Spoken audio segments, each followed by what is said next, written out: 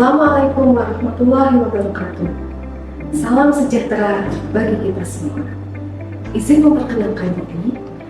Perkenalkan, nama saya Hilda Kumala Wulandari, SE MSI. Saya merupakan dosen tetap Prodi Akuntansi Fakultas Ekonomi dan Bisnis Universitas Muhammad Setiabudi. Video ini merupakan bagian dari pernyataan diri dosen dalam Unjuk Kerja Tridharma Perguruan Tinggi atau PDD UKT-PT pada bidang pengajaran dalam rangka proses sertifikasi dosen tahun 2026. Pada semester ini, saya mengampu mata kuliah akuntansi biaya dengan kode MK AKT 6110107. Mata kuliah ini sebagai mata kuliah wajib pada semester 3 dengan bobot SKS 3 SKS. Deskripsi mata kuliah. Mata kuliah akuntansi biaya membahas konsep, klasifikasi, dan penerapan akuntansi biaya untuk penentuan harga pokok produk, perencanaan, pengendalian biaya, dan pengambilan keputusan. Pada akhir perkuliahan, mahasiswa diharapkan mampu menghitung, menganalisis, dan menyajikan informasi biaya sebagai dasar pengambilan keputusan manajerial serta menyusun laporan keuangan sesuai dengan standar akuntansi yang berlaku. Adapun referensi pembelajaran yang digunakan adalah referensi utama buku dari Wiratna Sujandani tahun 2019 akuntansi biaya. Kemudian Bastian Bustami dan Nurella 2013 akuntansi biaya edisi 4. Kemudian Mulyadi tahun 2018 akuntansi biaya. Selanjutnya, referensi pendukung yang digunakan antara lain Ikatan Akuntan Indonesia 2024 Standar Akuntansi Keuangan. Kemudian William Carter akuntansi biaya atau cost accounting edisi 14 buku 1 dan 2. Kemudian ada Pembrem Cost Accounting A Managerial Analysis tahun 2021. Materi pembelajaran, materi yang dipelajari selama 1 semester pada mata kuliah akuntansi biaya terdiri atas tujuan dan ruang lingkup akuntansi biaya, konsep biaya, dan laporan keuangan, full costing and variable costing, metode harga pokok pesanan, akuntansi biaya bahan baku, metode fisik penilaian persediaan akhir, biaya tenaga kerja, metode upah insentif, biaya overhead pabrik, departementalisasi biaya overhead pabrik, harga pokok produk bersama dan sampingan, kemudian activity based costing, kemudian penerapan biaya standar dan analisis varians. Capaian pembelajaran mata kuliah yang harus dicapai mahasiswa meliputi CPMK 1, yaitu mahasiswa mampu menjelaskan konsep dasar, tujuan, ruang lingkup, dan sistem informasi akuntansi biaya sebagai dasar penyusunan laporan keuangan sesuai standar akuntansi yang berlaku. Kemudian, CPMK yang kedua, mahasiswa mampu menghitung harga pokok dan laba dengan menggunakan metode full costing dan variable costing serta menyusun laporan laba rugi. Selanjutnya, CPMK yang ketiga, mahasiswa mampu menerapkan metode penentuan harga pokok pesanan, akuntansi biaya bahan baku, serta metode penilaian persediaan akhir. Selanjutnya, CPMK yang keempat, mahasiswa mampu menganalisis dan menghitung biaya tenaga kerja, termasuk penerapan metode upah insentif dalam penentuan biaya produksi.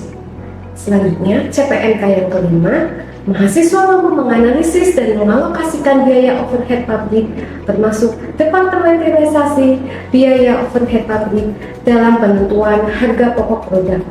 Selanjutnya, CPMK yang keenam, mahasiswa mampu menerapkan konsep harga pokok produk bersama, produk sampingan, serta activity based costing dalam penentuan harga pokok produk. Selanjutnya, CPMK yang ketujuh, mahasiswa mampu menerapkan biaya standar dan melakukan analisis varians sebagai dasar pengendalian biaya dan evaluasi kinerja.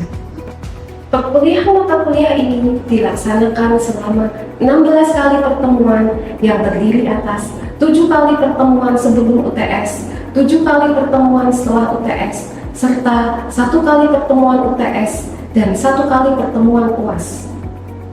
Proses pembelajaran dilaksanakan melalui kombinasi metode sinkronus dan asinkronus. Pembelajaran sinkronus dilakukan melalui tatap muka di kelas maupun secara daring menggunakan Zoom Meeting atau Google Meet. Sementara itu, pembelajaran asinkronus dilaksanakan melalui pembelajaran mandiri yang terintegrasi dengan Sevima Siakat Link Universitas Muhammad Setiabudi, meliputi penyampaian materi, forum diskusi, penugasan, kuis, serta pengumpulan tugas yang dapat diakses mahasiswa kapan saja. Dalam melaksanakan proses pembelajaran, saya menerapkan pendekatan DIE, yaitu Delivery Interaction Assessment. Pada tahap delivery, saya menyampaikan materi secara sistematis melalui penjelasan langsung di kelas yang didukung dengan media pembelajaran berupa slide presentasi, file PDF, contoh kasus, serta referensi buku dan jurnal ilmiah lainnya. Untuk model pembelajaran yang digunakan menerapkan prinsip student-centered learning melalui kombinasi metode ceramah interaktif, small group discussion, tanya jawab, studi kasus, latihan penyelesaian soal, dan presentasi hasil diskusi. Melalui pendekatan tersebut, mahasiswa didorong untuk aktif membangun pemahaman, berpikir kritis, dan mampu menyelesaikan permasalahan akuntansi biaya secara mandiri maupun kolaboratif. Selanjutnya, interaction. Pada tahap interaction, saya membangun komunikasi dan interaksi secara aktif baik di dalam maupun di luar kelas. Interaksi dilakukan melalui diskusi tatap muka, sesi tanya jawab, didukung dengan WhatsApp group, serta forum diskusi pada platform Sevima Siakat Link Universitas Muhammad Setiabudi yang dapat diakses kapanpun oleh mahasiswa. Dengan demikian, mahasiswa memperoleh kesempatan untuk berdiskusi, bertanya, memberikan tanggapan, serta memperoleh umpan balik secara berkelanjutan. Kemudian selanjutnya, assessment. Tahap assessment dilakukan secara berkesinambungan untuk mengukur capaian-capaian pembelajaran mata kuliah. Penilaian meliputi kehadiran, keaktifan partisipasi, sikap, tugas individu maupun kelompok, UTS, serta UAS. Adapun komponen penilaian pada mata kuliah ini terdiri atas presensi dan aktivitas partisipasi 10%, sikap 10%, tugas 15%, UTS 25%, dan UAS 40%. Penilaian dilakukan secara objektif, transparan, dan berorientasi pada pencapaian kompetensi mahasiswa. Demikian penjelasan mengenai pelaksanaan pembelajaran pada mata kuliah akuntansi biaya. Saya berharap proses pembelajaran ini mampu membekali mahasiswa dengan pengetahuan, keterampilan, serta sikap profesional yang diperlukan dalam bidang akuntansi. Untuk selanjutnya, saya akan menampilkan cuplikan proses pembelajaran secara sinkronus atau tatap muka di ruang kelas. Melalui cuplikan video ini, saya berharap Bapak Ibu asesor dapat melihat bagaimana saya menerapkan pembelajaran yang interaktif, kontekstual, inovatif, serta berpusat pada mahasiswa sesuai dengan capaian pembelajaran mata kuliah. Selamat menyaksikan.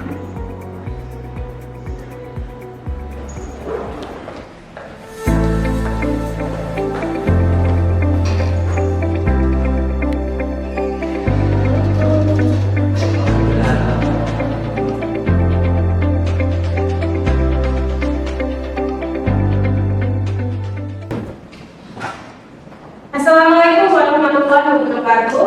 Waalaikumsalam warahmatullahi wabarakatuh. Selamat siang. Siang. Masih semangat ya? Masih. Hari ini kita mata kuliahnya apa? Akuntansi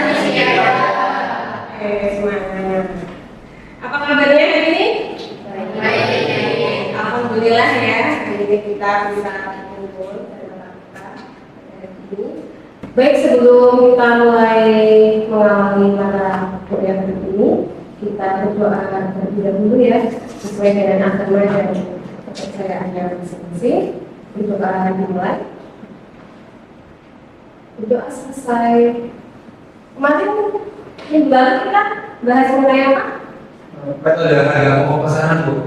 Oke, metode harga pokok pesanan. Ada yang tahu metode harga pokok pesanan itu apa? Ya, silakan. Ya. Metode harga pokok pesanan atau job order costing adalah metode untuk menghitung biaya produksi berdasarkan setiap pesanan yang diterima. Jadi setiap pesanan memiliki kebutuhan biaya sendiri sesuai dengan biaya yang dikeluarkan. Artinya biaya bahan baku, tenaga kerja, dan biaya overhead dikumpulkan untuk masing-masing pesanan secara terpisah. Oke, bagus ya. Kita baca apa? Kemudian contohnya apa saja? Oke, Mbak, silakan. Contohnya pada industri konstruksi, misalnya gedung, rumah, terus percetakan, kayak brosur, buku, sama industri mebel, bengkel, pemesinan. Oke, bagus ya. Mari kita pulang. Hari ini kita bahas mengenai hitungan 6, yaitu mengenai akuntansi biaya bahan baku. Untuk capaian pembelajarannya, di sini pemahaman konsep yaitu menjelaskan pengertian biaya bahan baku, klasifikasi, peran akuntansi biaya bahan baku, kemudian pencatatannya. Nanti menyusun proses pencatatan pembelian, penyimpanan, penggunaan bahan baku. Kemudian nanti kita menghitung mengenai biaya bahan baku yang masuk proses.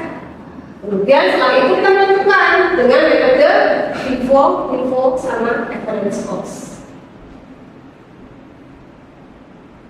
Selanjutnya, di sini definisi biaya bahan baku. Biaya bahan baku adalah biaya untuk memperoleh bahan yang digunakan langsung ya, dalam proses produksi barang atau jasa. Bahan baku menjadi komponen utama yang membentuk produk akhir pada perusahaan manufaktur. Nah, di sini ada contohnya. Contohnya yaitu roti. Bahan bakunya apa? Tepung terigu. Oke. Kemudian pengeja. Kayu sebagai bahan utama. Untuk pembuatan apa? Kursi. Kemudian tekstil. Ada kain sebagai bahan baku utamanya untuk pakaian. Ada lagi? Silakan yang bisa memberikan contoh. Oke, silakan saya. Bahan baku utamanya itu kaca kedelai. Oke, bagus ya. Kita berikan ruang. Kemudian selanjutnya kita mengetahui klasifikasi bahan baku. Bahan baku langsung sama bahan baku tidak langsung. Untuk bahan baku langsung di sini adalah bahan yang secara signifikan membentuk produk jadi dan dapat diidentifikasi per unit. Ya, contohnya di sini kayu untuk kursi, kayu untuk baju. Kemudian selanjutnya bahan baku tidak langsung adalah bahan yang mendukung proses produksi, tetapi tidak terlihat pada produk akhir atau jumlahnya relatif kecil. Contohnya paku kecil untuk kayu, benang untuk jahitan. Kemudian ada lagi apa? Kancing untuk baju. Oke, bagus. Kemudian selanjutnya ada proses pencatatan biaya bahan baku. Yang pertama, ini kita melakukan pembelian bahan baku, tujuannya itu persediaan bahan baku, ya, pada label. Kemudian hutang usaha atau cash itu debit. Kalian masih ingat? Ini ya, harta, utang, modal, pendapatan, berkenalan ya. Kita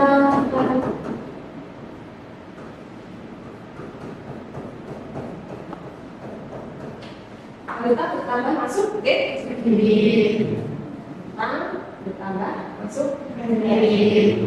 Ini ya, harus diingat-ingat ya. Kemudian yang kedua, penyimpanan persediaan.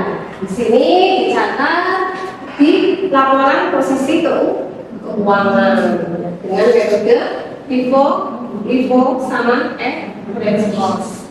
Kemudian penggunaan bahan baku. Sini kalau penggunaan bahan baku Barang dalam proses itu deh. Kemudian persediaan bahan bakunya berkurang nih, berarti masuk kredit. Oke. Setelah itu kita perhitungan pemakaian bahan baku. Kemudian masuk ke laporan harga pokok produksi. Di sini ya, untuk metode penilaian persediaan dan pengaruh pada HPP ini ada metodenya jadi 3. Oke, ada FIFO sama average cost. FIFO, di sini barang masuk pertama, keluar pertama. Ada yang tahu singkatan dari apa? Oke, bagus. Kemudian LIFO, berarti barang terakhir masuk ke pertama. Apa itu? Luas import. Oke, kemudian average cost itu adalah kata. Kemudian setelah itu kita perhitungan harga pokok bahan baku dalam proses produksi. Ini data mengenai bahan baku PT Usaha Jaya selama 2 minggu pertama bulan September 2025. Pada tanggal 1 September persediaan 8.000 kilo dengan harga seribu. Kemudian pada tanggal 8 melakukan pembelian bahan baku 12.000 kilo dengan harga 1.200. Kemudian tanggal 9 masuk proses produksi sebanyak 15.000 kilo. Dari data di atas, hitunglah biaya bahan baku yang masuk proses produksi dan berapa nilai persediaan akhir jika menggunakan metode FIFO sama average. Ya. Di sini untuk FIFO, tadi FIFO apa? Berarti masuk pertama, keluar pertama. Oke, sini ya. Yang pertama tanggal berapa? 1. Tanggal 1, 8.000. Tulis 8.000, kemudian 1.000 dikalikan jadi 8 juta. Kemudian setelah itu, ini sebanyak proses produksinya berapa? 15.000 kilo. Jumlah persediaannya berapa tadi? 8.000 ditambah 12.000 berapa? 20.000 kilo. Berarti masuk proses produksinya 15.000, kekurangannya berapa? 7.000 ya. Kemudian dikalikan 1.200 ya, ketemu 8.400.000. Biaya bahan bakunya dari totalnya 15.000 ya. Setelah itu ya, persediaan akhirnya berarti sisanya berapa? Tadi kan 20.000 ya. 20.000 dikurangi 15.000 berapa? 5.000 dikalikan 1.200. 1.200 dari mana, Bu? Dari ini ya, sisanya ya. Jadi ketemu berapa? 6 juta. Setelah itu kita lanjut ke metode LIFO. LIFO tadi apa? Last in, first out. Berarti Masuk ke kasar air. Oke, yang terakhir tanggal berapa? Tanggal 8 ya. 8 berapa sebenarnya? 12.000. Oke, harganya 1.200 kalikan ya, jadi 14.000 3.000. Oke, diambil dari tanggal pertama. 3.000 dikalikan 1.000 ketemu 3 juta. Oke, setelah itu persediaan akhirnya ya tadi berapa? 5.000 dikalikan 1.000 ketemu 5 juta. Setelah itu kita lanjut ke average. Lanjut ke average ya. Di sini average apa tadi? Rata-rata. Oke, kalau rata-rata tinggal dijumlahin aja ya. Tadi 8.000 dikalikan 1.000, kemudian 12.000 dikalikan 1.200 ya. Nanti totalnya berapa? 20.000 ya. 20.000 berarti harga rata-ratanya 22.400.000 dibagi dengan 20.000 ketemu 1.100 20. Kemudian biaya bahan bakunya 15.000 tadi ya, proses produksinya kan 15.000. Berarti 15.000 dikalikan 1.120, ketemu 16.800.000. Persediaan akhir, persediaan berarti yang persediaan akhir ya, tadi sisa berapa? 5.000. Oke, 5.000 kan tadi ada rata-rata 1.120. Jadi ketemunya 5.600.000. Oke. Lanjut kita bahas mengenai faktor yang mempengaruhi efisiensi bahan baku. Nah, di sini faktornya apa aja? Ada tingkat pemborosan, ya. Kemudian ada sistem pengendalian. Sistem pengendalian itu berarti mengatur, mengawasi, ya, mengelola persediaan dalam perusahaan. Kemudian perencanaan pembelian, biar terjadi tidak adanya pemborosan. Kemudian ada standarisasi kebutuhan bahan. Kenapa harus standarisasi? Karena harus sesuai dengan standar dari perusahaan, ya kan? Standar bahan bakunya, standar harganya. Lanjut. Di sini peran akuntansi biaya bahan bakunya apa? Untuk menentukan KPP, mengontrol efisiensi, kemudian ada dasar penetapan harga. Setelah itu ada evaluasi manajemen. Sampai di sini ada yang bertanya? Perkenalkan saya Julia Rahma. Saya mau izin bertanya, apa akibat jika perusahaan mengalami kekurangan bahan baku? Oke. Jadi jika bahan bakunya kurang ya perusahaan, ini produksinya terhenti. Kemudian kepuasan pelanggan,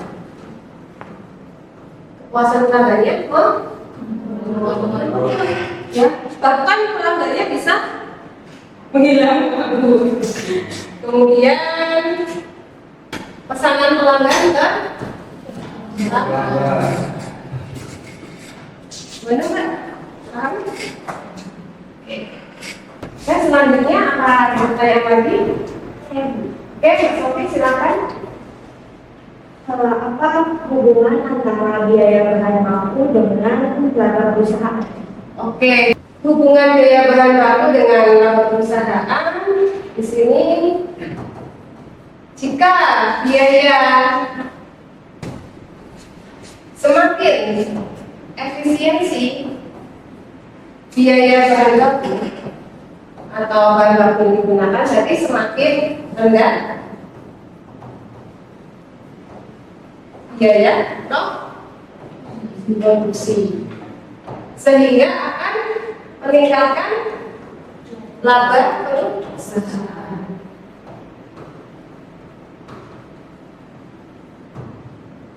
Gimana Pak? Oke. Selanjutnya siapa lagi? Oke, siap. Perkenalkan dari Bapak ingin bertanya, mengapa biaya bahan baku termasuk biaya produksi?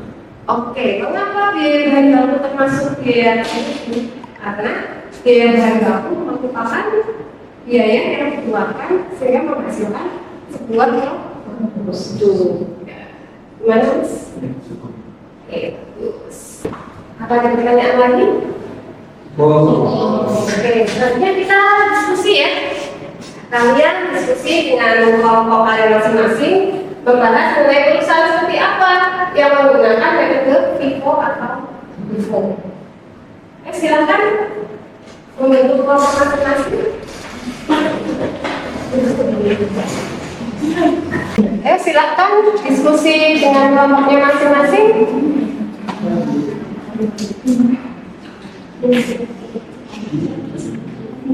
Perusahaan dan hasil apa perusahaan sebenarnya paling full dengan Diskusinya sudah selesai. Silakan yang mau masuk. Saya kira oke.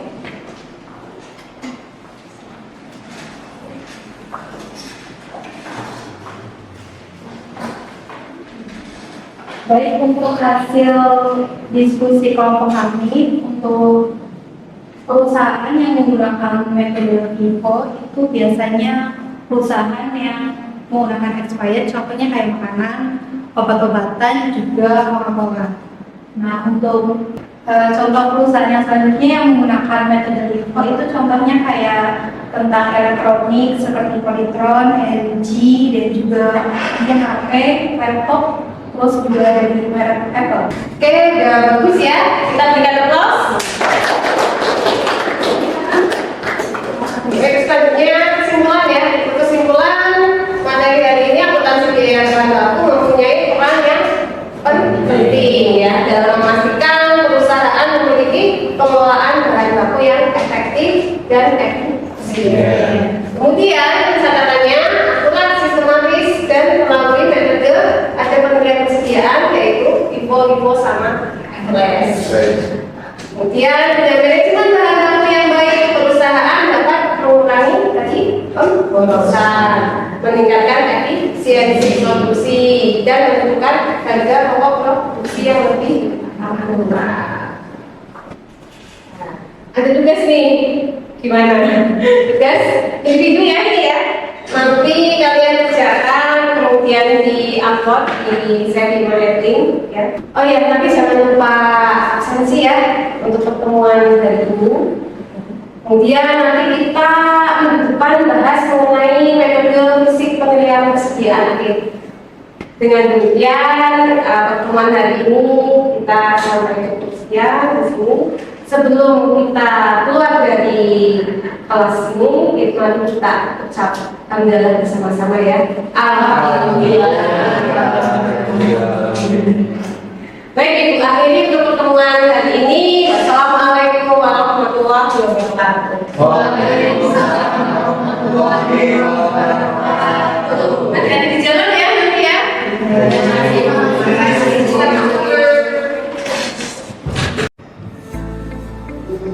Demikian pemaparan mengenai proses pembelajaran mata kuliah akuntansi biaya pada Prodi Akuntansi Fakultas Ekonomi dan Bisnis Universitas Muhammad Setiabudi. Saya mengucapkan terima kasih kepada tim penilai sertifikasi dosen atas waktu dan perhatian yang telah diberikan dalam melakukan penilaian. Semoga proses sertifikasi ini menjadi motivasi bagi saya untuk terus meningkatkan profesionalisme serta kualitas pembelajaran dalam mendukung pelaksanaan Tridharma perguruan tinggi. Atas perhatian Bapak dan Ibu, saya ucapkan terima kasih. Wassalamualaikum warahmatullahi wabarakatuh.